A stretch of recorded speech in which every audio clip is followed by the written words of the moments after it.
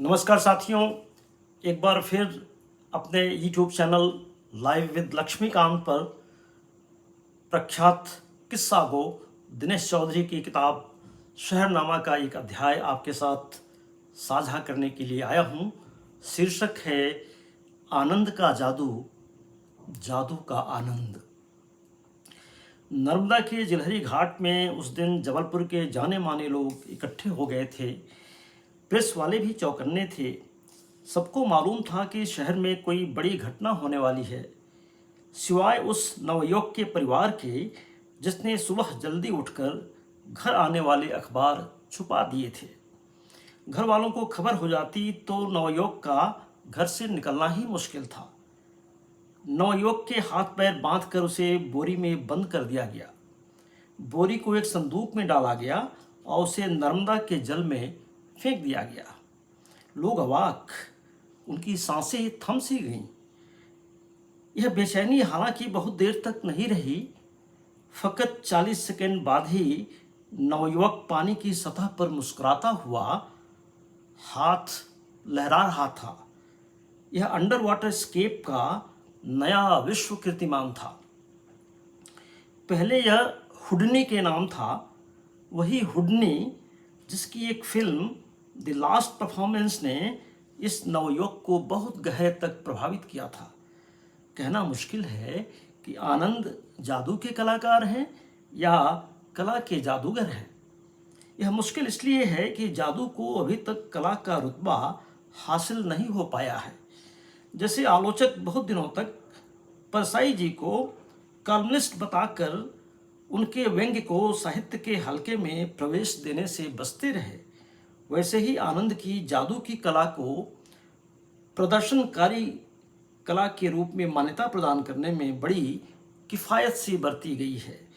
यूँ सिनेमा नाटक देखते हुए जब कोई अद्भुत दृश्य सामने आ जाए या कविता कहानी में कुछ चमत्कारिक हो तो लोग बेसाख्ता कह उठते हैं, वाह क्या जादू है।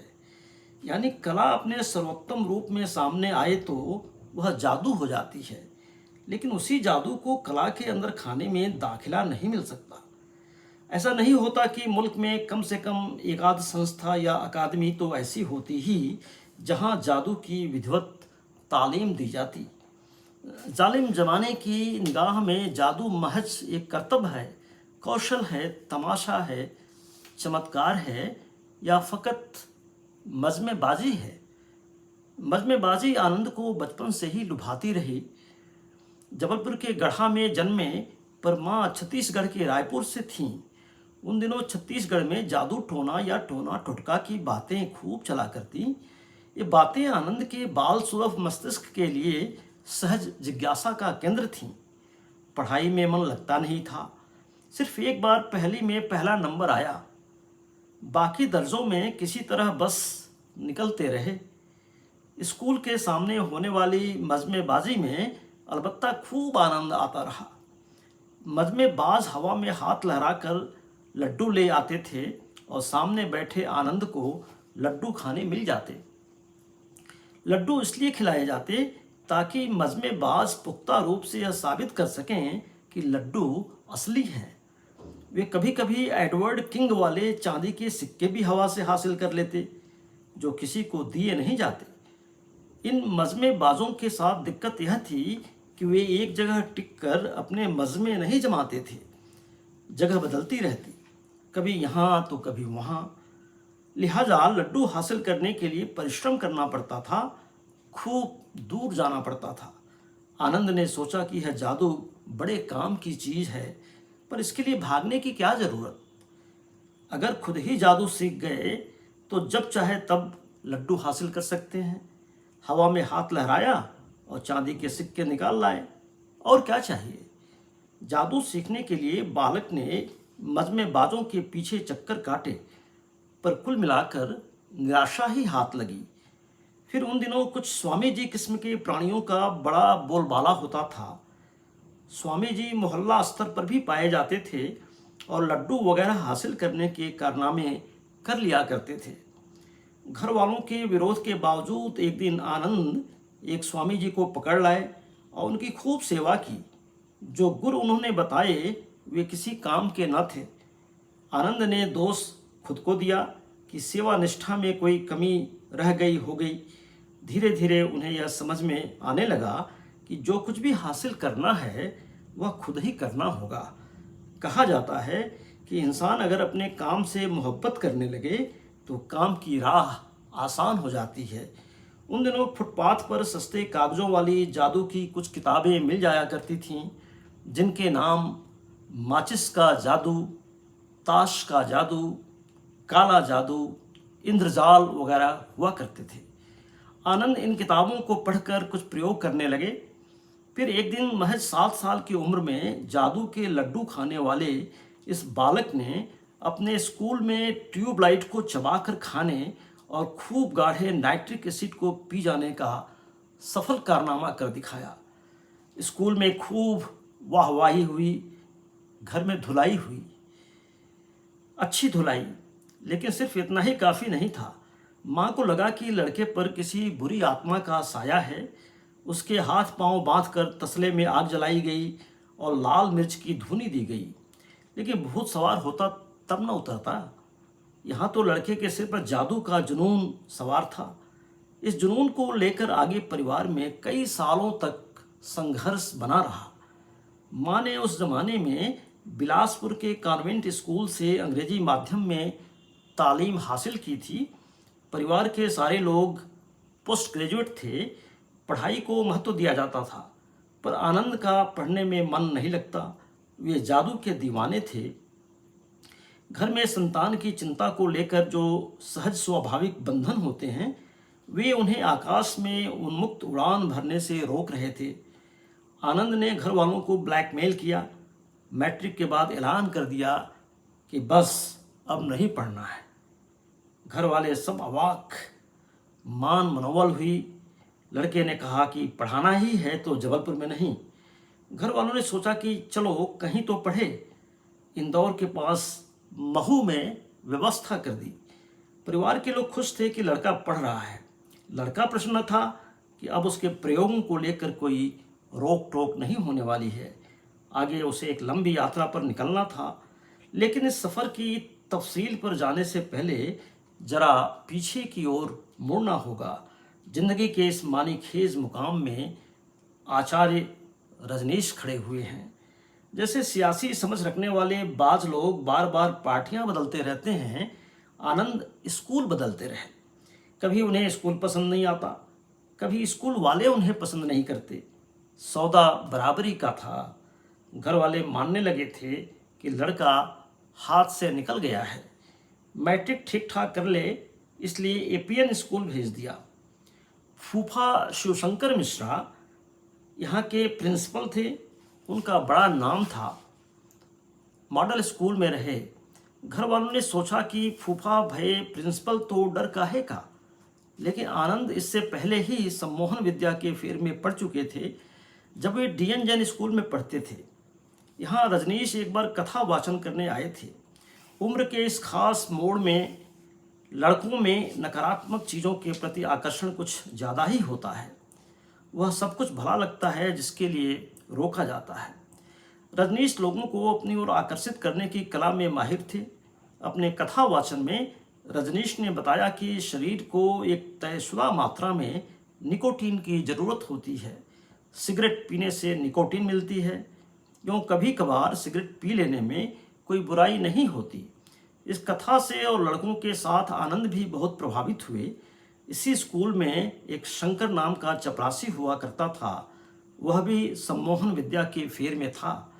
छुट्टी होने पर कुछ लड़कों को रोक लेता और सम्मोहन के प्रयोग करता। इस प्रक्रिया में उसने चिन्हित कर लिया कि बालक आनंद में कुछ खास बात है। उसने आनंद को रजनीश से मिलने की सलाह दी। रजनीश उन दिनों सम्मोहन को लेकर गहरे प्रयोगों में लगे हुए थे। भंवरताल गार्डन के पास वाले बंगले में रहते थे। उनके मित्र की एक कन्या थी जिसके साथ वे सम्मोहन का प्रयोग कर रहे थे। माना जाता है कि इस प्रयोग में माध्यम के लिए किशोरावस्था की आयु सबसे उपयुक्त होती है। दिमाग की स्लेट कोरी होती है, उसमें भगदड़ मची हुई नहीं होती, तनाव रहित और ज़्यादा ग्रहणशील। रजनीश के मित्र को उन पर पूरा भरोसा था। पर अपने यहाँ कुछ प्राणी ऐसे भी होते हैं जिन्हें पड़ोसी कहा जाता है।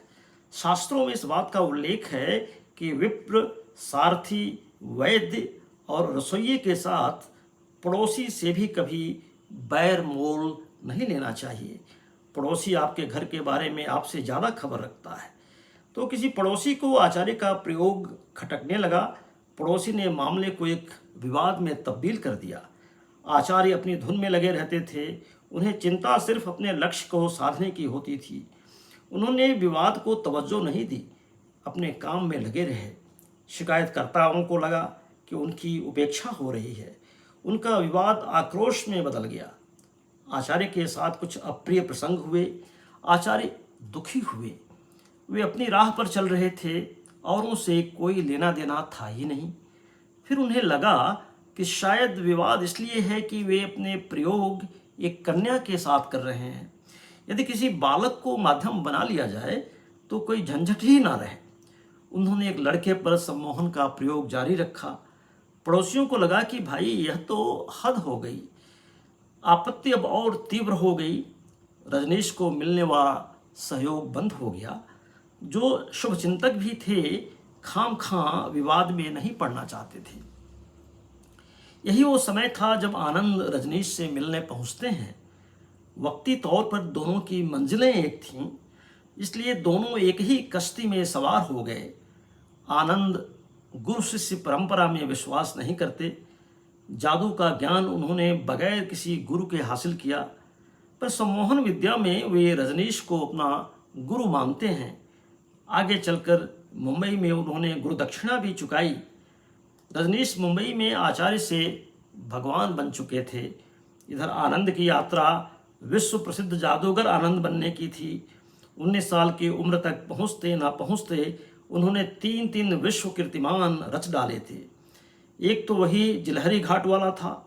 दूसरा करिश्मा आनंद को जनहित में आम जनता को सिखाना चाहिए, जिसमें वे आंखों पर पट्टी बांधकर फर्राटे से मोटरसाइकिल दौड़ाते हैं।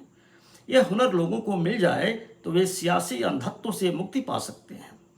टेलीपैथी वाला करिश्मा अलबत्ता बिल्कुल अलहदा है। यहाँ आनंद भोपाल में बैठकर सिर्फ और सिर्फ टेलीपैथी से जबलपुर में बैठे इंसान को संदेश संप्रेषित कर देते हैं। कोई शंका न रहे, इसलिए ऑब्जर्वर द्वारा विषय उसी समय दिया जाता है और इसकी पुष्टि टेलीप्रिंटर के जरिए की जाती है। आनंद के नाम का डंका पूरी दुनिया में बजने लगता है। पर गुरु रजनीश कहते थे कि ऊंची जगह खड़े होकर बोलने से आवाज़ दूर तक पहुंचती है। हिंदुस्तान में मुंबई ऊंची वाली जगह है, इसलिए आनंद भी वहीं के लिए निकल पड़ते हैं। गुरु वहाँ पहले से ही स्थापित हैं, पर आनंद को नहीं पता कि भगवान बनने के बाद उन्हें शिष्य मित्र की याद है भी या नहीं। सागर वाले विट्ठल भाई पटेल आनंद के अग्रज मित्र थे। मध्य प्रदेश शासन में मंत्री रहे। राज कपूर के पसंदीदा गीतकार। बॉबी और सत्यम शिवम सुंदरम के लिए गाने लिखे। इनका लिखा गाना झूठ बोले कौआ काटे खूब मशहूर रहा है। इनकी बहन लीलाबेन मुंबई में थीं। घर घर में प्रयोग में आने वाली सिंटेक्स टंकी इन्हीं की कंपनी की है।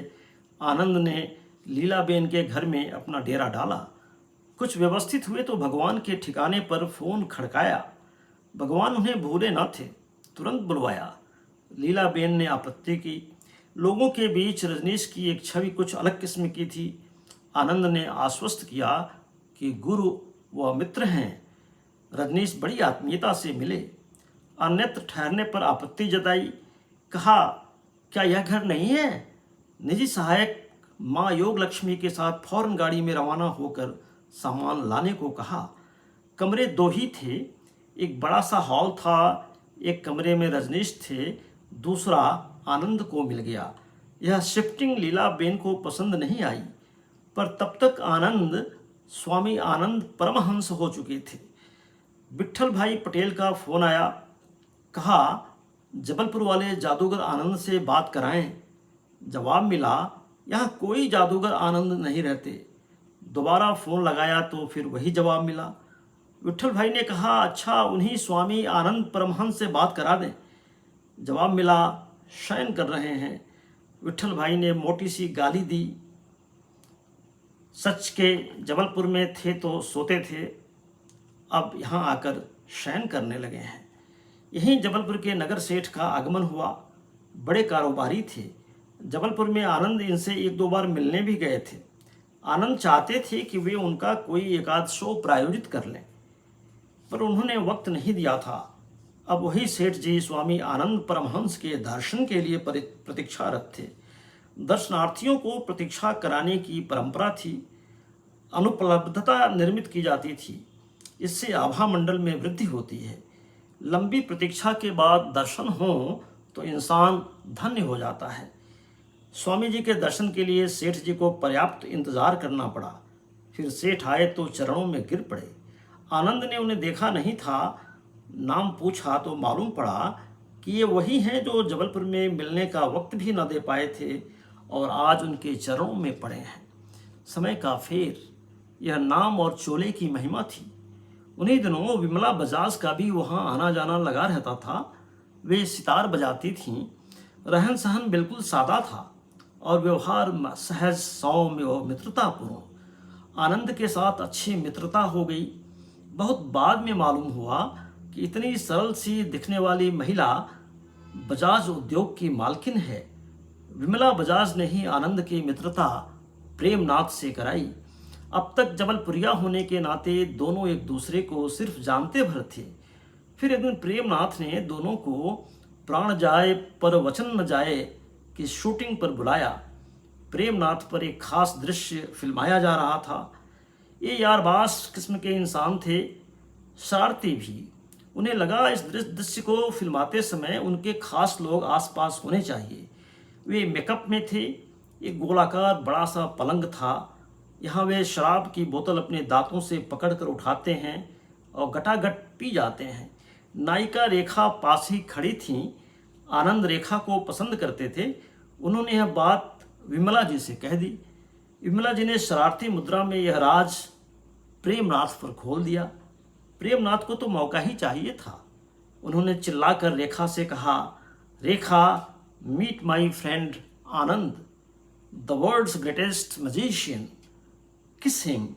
इंडस्ट्री में तब प्रेमनाथ का बड़ा आतंक था। कब क्या कर गुजरे किसी को अंदाजा नहीं होता था। रेखा ने आनंद को बाहों में भरकर एक चुम्बन जड़ दिया। आनंद के पांव तले धरती खिसक गई थी। समझ में ही नहीं आया कि मिनट भर में मामला कहां से कहां पहुंच गया।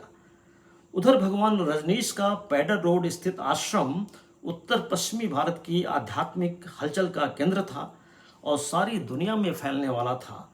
दक्षिण में एक समानांतर केंद्र उभर रहा था जो सत्य साईं बाबा का था। इन दोनों केंद्रों में एक तरह से अघोषित टकराहट सी थी। सत्य साईं बाबा कभी कभी कुछ चमत्कार जैसा किया करते थे। रजनीश ने मुंबई के ताजमहल होटल में स्वामी आनंद परमहंस की एक प्रेस कॉन्फ्रेंस आयोजित की। स्वामी जी ने यहाँ बहुत से चमत्कार दिखाए। कहा कि ये जादुई तकनीक है, कोई दैवी शक्ति नहीं है। इशारा सत्य साईं बाबा की ओर था। ब्लिट्ज ने इस पर एक कवर स्टोरी की। टाइम्स ऑफ इंडिया ने एडिटोरियल छापा। हलचल मच गई। स्वामी आनंद परमहंस अंतर्राष्ट्रीय ख्याति के व्यक्ति बन गए थे। यूँ भी रजनीश उन्हें न्यू सन्यासी इंटरनेशनल का उपाध्यक्ष बना चुके थे। लोग मजाक उड़ाते कि यह नाम किसी 5 स्टार होटल जैसे है। आनंद इधर आत्ममंथन में लगे थे। वे सन्यासी बनने नहीं आए थे, उन्हें तो बस जादूगर ही बनना था। कुछ उकताहट सी होने लगी। रजनीश से कहा कि उन्हें ठंडी बियर और जलती सिगरेट की तलब महसूस होती है।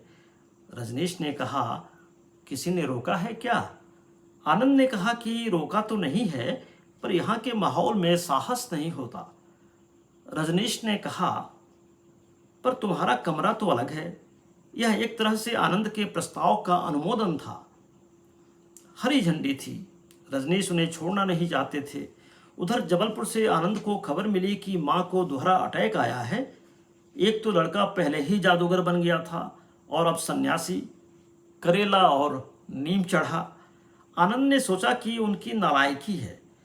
जीवन भर परिवार वालों को दुख के सिवा और कुछ नहीं दिया। माँ के पास जबलपुर लौट आए। आश्वस्त किया कि ये साथ रहूँगा। धीरे धीरे उन्हें अपने काम के बारे में समझाते रहे। एक दिन अचानक प्रेमनाथ का फ़ोन आया। कहा कि दौड़ कर आओ।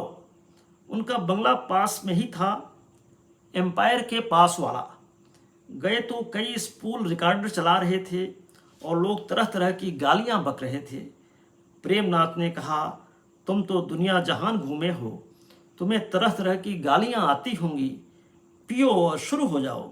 माजरा क्या है, कुछ समझ में नहीं आ रहा था। पूरे वातावरण में किस्म किस्म की गालियां और उनकी बाकायदा रिकॉर्डिंग। आनंद ने सोचा कि दोस्ती में ज़्यादा सवाल नहीं किए जाते। वे भी गालियां देने में जुट गए। रिकॉर्डिंग चलती रही। फिल्मों में प्रेमनाथ की जो खलनायक वाली छवि थी, निजी जीवन में वे उनसे बिल्कुल उलट थे। अपने आसपास के लोगों को टूट कर चाहते थे। उनकी गाड़ी का ड्राइवर अब्दुल्ला अचानक बीमार पड़ गया। बुखार 104 डिग्री से नीचे ही नहीं आ रहा था। जांच पड़ताल हुई तो मालूम पड़ा कि ये भी कल ही सिहोरा के रास्ते कटनी से लौटा है। रास्ते में एक बाबा की मज़ार पड़ती है। इन बाबा के बारे में मशहूर था कि कोई इनसे अदब से पेश आए तो वे नाराज़ हो जाते थे और गाली गलौज करने वालों से बड़े प्रसन्न होते। अब्दुल्ला ने शायद लौटते हुए यहाँ बाअदबी कर दी होगी, तो प्रेमनाथ ने कहा कि अभी रात को ही मौका ये वारदात के लिए निकलना है। जिसे जो गाली बन पड़े वहीं लाइव करनी है, फिर थक जाएं तो रिकॉर्डिंग का प्रसारण किया जाएगा। प्रेमनाथ मैं रिकॉर्डिंग अपने गालीबाज दस्ते के साथ रात को ही रवाना हो गए। 1-2 दिनों में अब्दुल्ला का बुखार पूरा का पूरा उतर गया। आनंद ने हुडनी के जीवन पर आधारित द लास्ट परफॉर्मेंस इन्हीं प्रेमनाथ के एम्पायर में देखी थी। हुडनी टॉर्चर सेल नाम का एक शो करते थे। इसमें उन्हें पानी से भरे एक बहुत बड़े जार में बांधकर उल्टा लटका दिया जाता, फिर जार को बंद कर उसे ढक दिया जाता। बीच बीच में आवरण को खोलकर उनकी हरकतें देखी जाती। उस दिन दर्शकों में उनकी पत्नी भी मौजूद थीं। जब एक बार आवरण हटा तो उन्हें लगा कि हुडनी की हरकत सामान्य नहीं है। दर्शक तालियां पीट रहे थे कि आज जादूगर कुछ नए अंदाज में करतब दिखा रहा है। उधर हुडनी की पत्नी की बेचैनी बढ़ती जा रही थी। उन्हें समझ में नहीं आ रहा था कि शो को बाधित किया जाए अथवा नहीं। वे निर्णय लेने में शायद देर कर चुकी थीं। अंततः वे उठीं और हथौड़ा लेकर जार को तोड़ दिया। हुडनी की बस अंतिम सांसें चल रही थीं। कुछ ही पल थे। इन चंद पलों में इंसान क्या क्या नहीं कहना चाहता होगा, पर हुडनी ने कहा, पर्दा खींच दो। जिन्हें जीवन भर आनंदित किया है उन्हें दुख नहीं पहुंचना चाहिए। हुडनी का यह संवाद आनंद को भिगो दिया। अपने दर्शकों के लिए वह कितना प्रतिबद्ध था। आखिरी पलों में भी उसे यही याद रहा कि जिन्हें आनंद दिया है उन्हें दुख न दो। आनंद इससे ताजनगी प्रेरित रहे। इसीलिए आनंद के जादू में जादू का वास्तविक आनंद है। दोस्तों, आज आपने जादूगर आनंद पर एक कथा दिनेश चौधरी के माध्यम से शहरनामा जबलपुर के एक अध्याय के रूप में सुना। अगले किसी एपिसोड में शहरनामा जबलपुर का कोई एक और अध्याय आपके समक्ष होगा। तब तक अगर आपने हमारा YouTube channel life with Laxmikant को सब्सक्राइब नहीं किया हो तो ज़रूर सब्सक्राइब कर लीजिएगा, लाइक कीजिएगा, डिसलाइक भी कीजिएगा, कमेंट भी कीजिएगा और अपने बहुमूल्य सुझावों से मुझे और बेहतर कंटेंट बनाने में मदद कीजिएगा। तब तक नमस्कार, बहुत बहुत धन्यवाद।